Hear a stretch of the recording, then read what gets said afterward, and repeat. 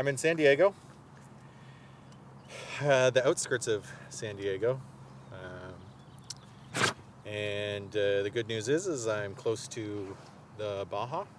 The bad news is I need a lot done to my bike. I need to get 2 new rims, 2 new wheels. I'm turning them tubeless. They need to be custom built. Need a new cassette and a new chain. All in all, with labor and everything, it's going to cost me $1,200 American, which is about $1,600 Canadian, which is a lot more than what I anticipated. Not only that, I did something dumb. It's actually done all right for my trip so far. I fund part of my trip with investments. I invest in crypto and I invest in normal stocks. And I unfortunately bought a good crypto play at the top. And then when everything fell, I watched my $9,000 turn to $900. So without counting that money, because I have a feeling, and it's a really good project, I think, it's going to go back up. That's the hope. So I don't want to touch that money. So realistically usable, I have $900 Canadian. Now I've done a little sending it out there. I asked my Facebook and Instagram and everybody, and I was able to raise another $470 US. So I have enough to cover everything. But that means I have about $200 left over to make it through Mexico. So I've heard that if you're really, really, really pricey, you might be able to last 100 Canadian dollars might last a month in Mexico. If you change it over to pesos and like buy all of your own food and camp and all that kind of stuff. So that's the plan moving forward. The other bad news is I have to wait a week here, and it's expensive out here. So I'm not going to be doing much biking, but what I am going to be doing is I'm going to try and make a little movie about all the stealth camps that I stealth camp at. So this is the second one. Welcome to the drain.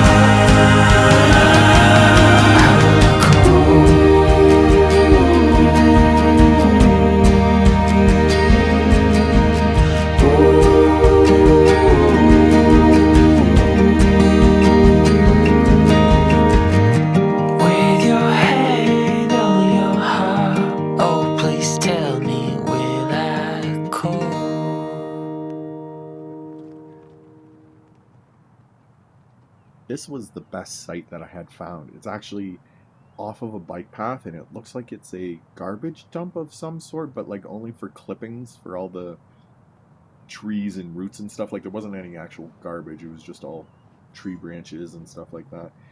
And if you went into the trees line, there was actually all these like little settled camp spots. I don't know if like certain adventurous people went there, or maybe it was a homeless encampment, or anyways, I decided to camp there the one night, and a homeless guy comes in the middle of the night, and he's like, "Hey bro, I saw you earlier, just wondering if you could help me fix my bike." So I got up, I started helping him fix his bike, and he was telling me how he has a month supply worth of meth, and that we were actually sleeping on old military bunker, and he was a special forces agent.